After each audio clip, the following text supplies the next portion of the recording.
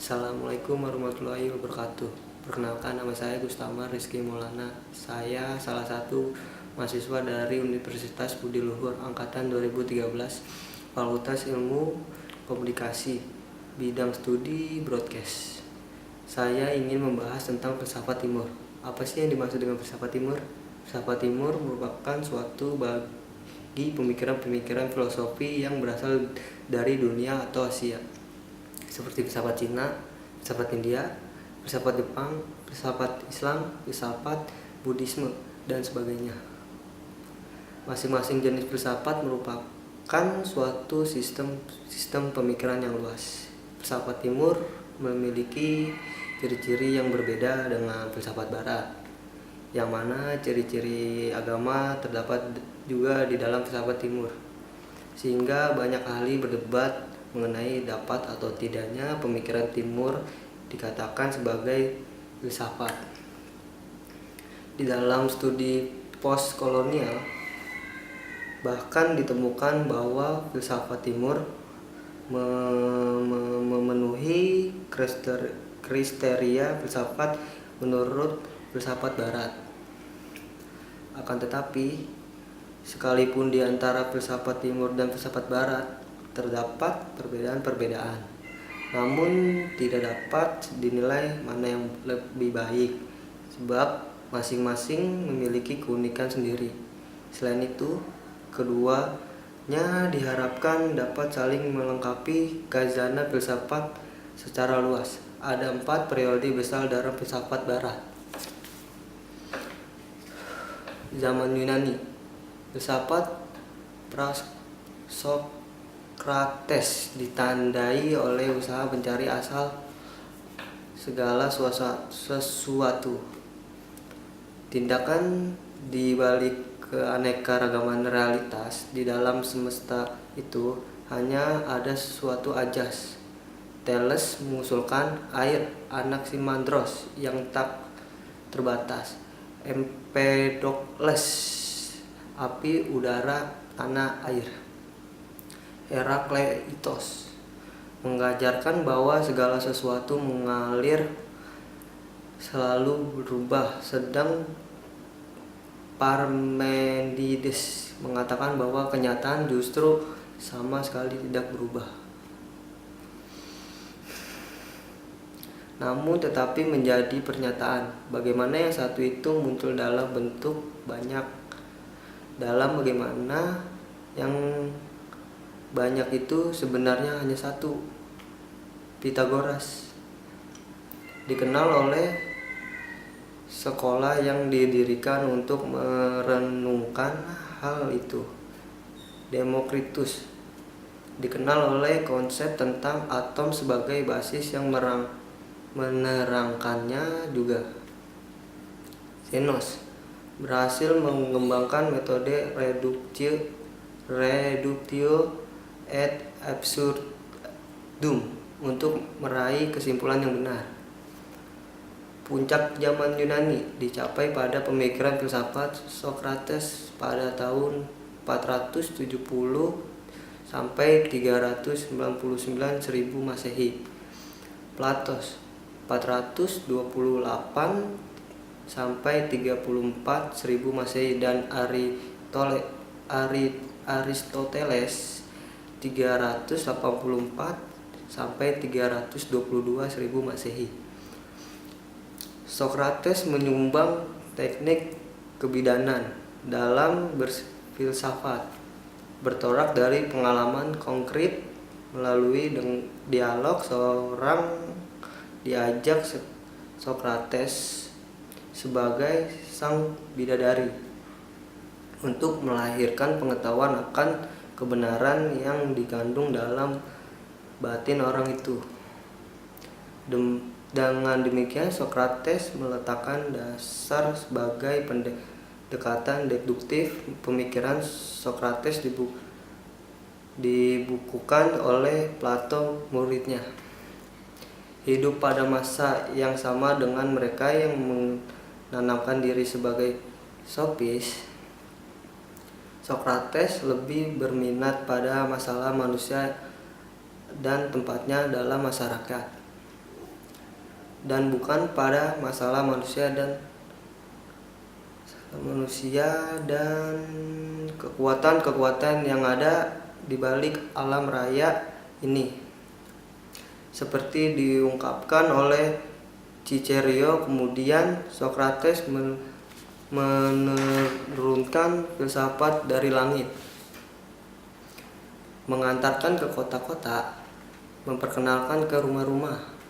Karena itu dia didakwa memperkenalkan dewa-dewi baru dan merusak kaum muda, dan dibawa ke pengadilan ke kota Athena dengan mayoritas tipis. Juri 500 orang menyatakan ia bersalah.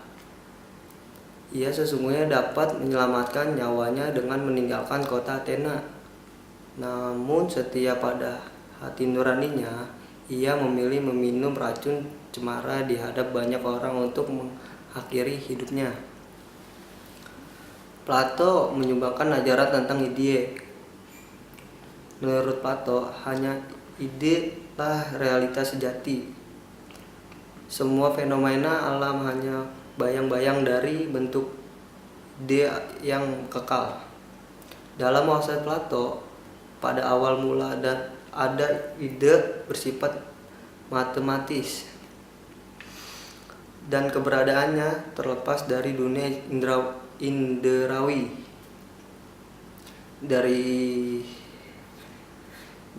Dari ide kuda itu muncul semua kuda yang kasat mata. Platos ada pada pendapat bahwa pengalaman hanya merupakan ingatan seorang terhadap apa yang sebenarnya telah diketahui dari dunia ide.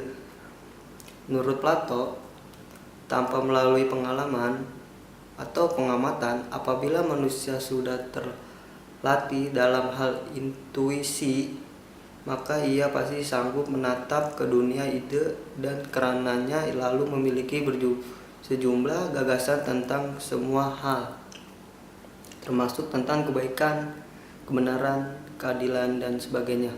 Plato mengembangkan pendekatan yang sifatnya rasional dan deduktif, sebagaimana mudah dijumpa dalam matematika. Problem fisika yang digarap oleh Plato adalah keterampilan jiwa manusia ke dalam penjara dunia inderawi, yaitu tubuh itu persoalan ada dan mengada. Aristoteles menganggap Plato gurunya telah menjungkir balikan segalanya.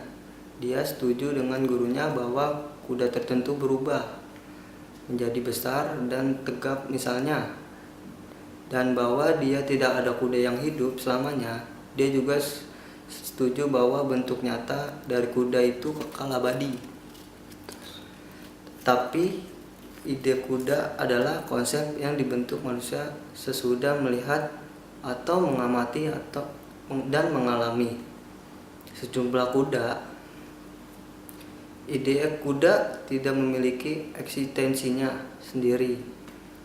Ide kuda tercipta dari ciri-ciri ada pada atau kekurangannya sejumlah kuda. Bagaimana Aristoteles, ide adalah dalam bentuk benda-benda. Pola pemikiran Aristoteles ini merupakan perubahan yang radikal.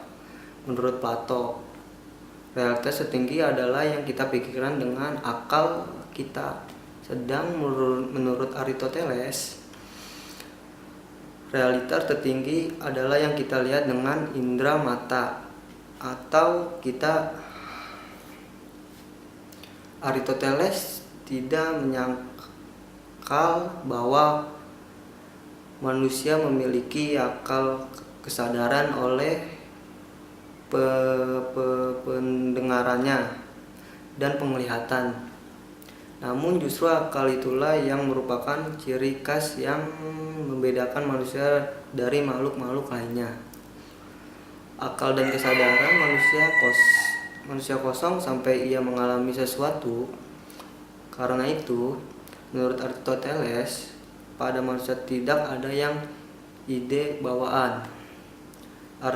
Aristoteles menegaskan bahwa ada dua cara untuk mendapatkan kesimpulan demi memperoleh pengetahuan dan kebenaran baru, yaitu metode rasional dan deduktif, dan metode empirical dan induktif. Dalam metode rasional dan deduktif, dari premis dua pernyataan yang benar dibuat konklusif yang berupa pernyataan ketiga yang mengandung unsur-unsur dalam kedua premis itu. Inilah silogisme yang merupakan fondasi dalam logika, yaitu cabang filsafat yang secara khusus menguji kebahasaan cara berpikir. Logika dibentuk dari kata logikos dan logos, berarti suatu yang diutarakan. Daripadanya logika berarti pertimbangan pemikiran atau akal yang dinyatakan lewat kata dan dikatakan dalam bahasa.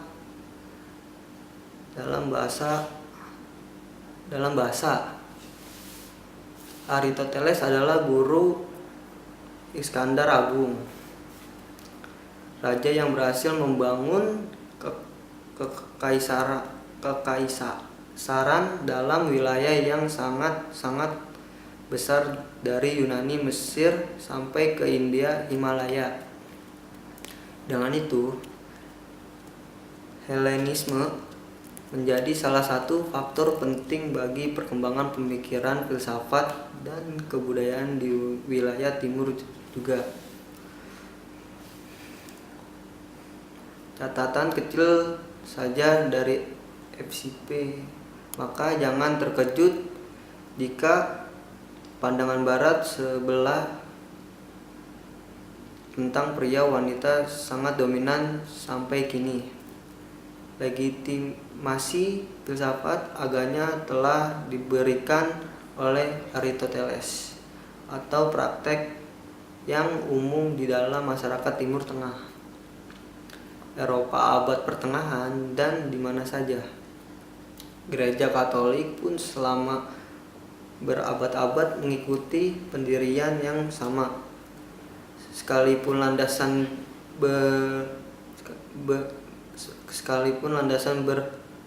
berbisnisnya sangat sekali tidak ada. Yesus sebagai tampak dalam Injil memiliki pandangan yang sama sekali tidak berat sebelah tentang gender.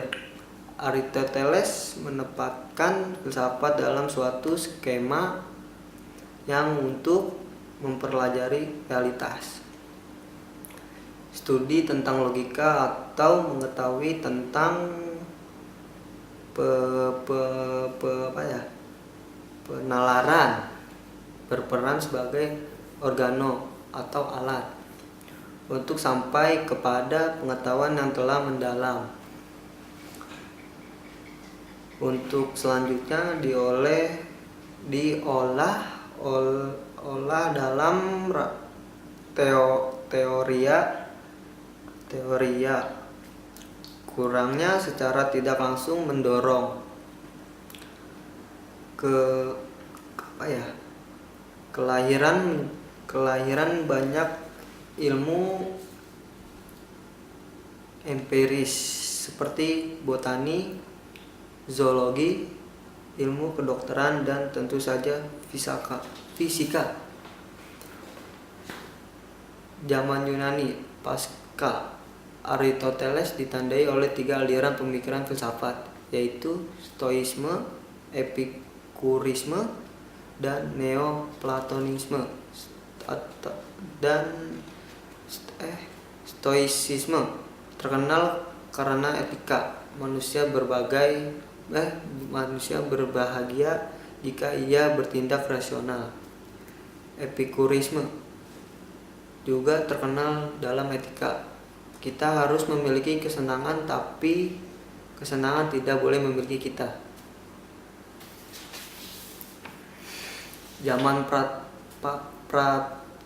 Zaman patristik atau para bapak gereja. Pemikiran filsafat para bapak gereja Katolik mengandung unsur neoplatonisme. Para bapak gereja berusaha keras untuk menyoroti pokok-pokok iman Kristiani dari sudut pengertian dan akal budi, memberi infrastruktur rasional, dan dengan cara itu membuat pembelaan yang menalar atau aneka serangan. Pada dasarnya, Allah menjadi pokok bahasa utama.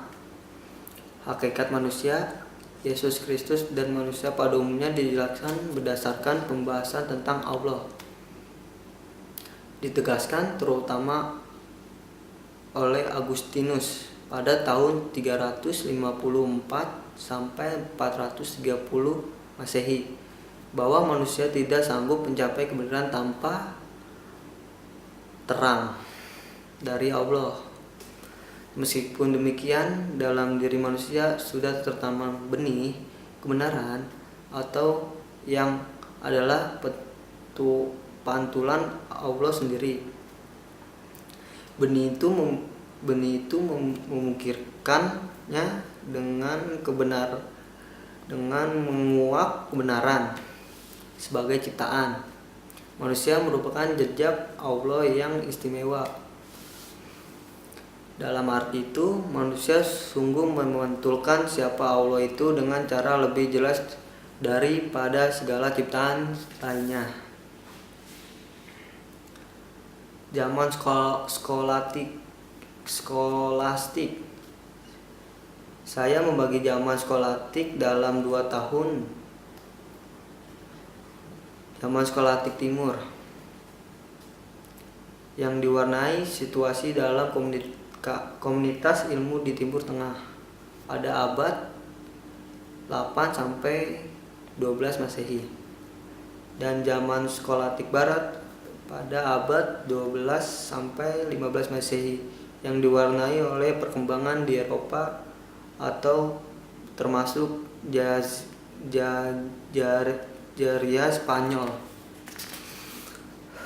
Secara sederhana, dalam zaman patristik, filsafat teologi dengan tanda dapat dibaca sebagai atau identik dengan sama sebangun dengan praktis tidak berbeda dengan. Sementara dalam periode skolastik timur terdapat berbagai interpretasi atas simbol dalam rumusan filsafat teologi.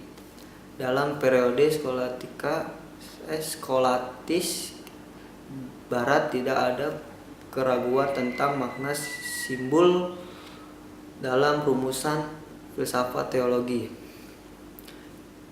Periode skolatik timur, abad ke-5 sampai abad ke-9 Eropa, penuh kericuan oleh perpindahan suku-suku bangsa dari utara. Pemikiran filsafat praktis tidak ada. Sebaliknya di Timur Tengah, sejak hadirnya agama Islam dan munculnya peradaban baru yang bercorak Islam, ada perhatian besar kepada karya-karya filsuf Yunani Timur Tengah. Amat Nabi seperti terancam untuk menjadi pudar dan dalam situasi tak menentu itu dikalang pada mukmin muncullah deretan panjang ahli pikir yang ingin membuat sesuatu berpangkal pada penggunaan akal dan azas-azas rasional dan menyelamatkan Islam. Periode skolatik barat. Awal abad 13 ditandai dengan hal penting. Berdiri universitas-universitas. Munculnya ordo kebiaran baru.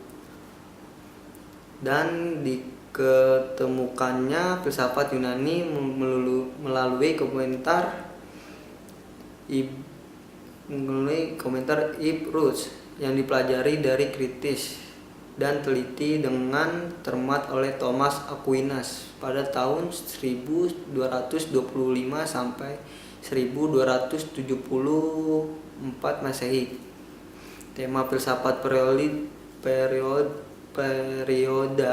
ini adalah hubungan akal, budi, dan iman, ada dan hakikat Tuhan, antropologi, etika, dan politik. Otomi filsafat yang bertumpu pada akal merupakan salah satu kodrat manusia. Dipertahankan menurut Thomas Aquinas. Akal memampukan manusia mengenali kebenaran dalam kawasannya yang alamiah. Sebaliknya, teologi memerlukan wahyu adikodrati.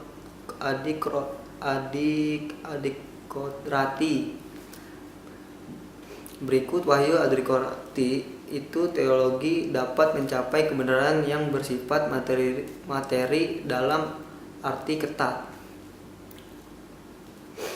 Misalnya, misteri tentang Trinitas, inkarnasi, sakramen. Karena itu, ideologi memerlukan iman karena hanya dapat dijelaskan dan diterima dalam iman. Dengan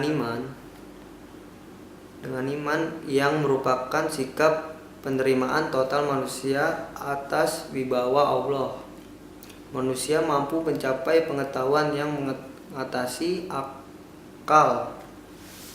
Meski misteri ini mengatasi akal, ia tidak bertentangan dengan akal. Meski akal tidak dapat menemukan atau menguak misteri, akal dapat meratakan jalan menuju misteri. Dengan ini, Thomas Aquinas menegaskan adanya dua pengetahuan yang tidak perlu bertentangan atau dipertentangkan, tetapi berdiri sendiri, berdampingan. Pengetahuan alamiah yang berperangkai pada akal budi, dan pengetahuan iman yang bersumber pada kitab suci dan tradisi keagamaan. Sekian dari saya, mohon maaf. Wassalamualaikum warahmatullahi wabarakatuh.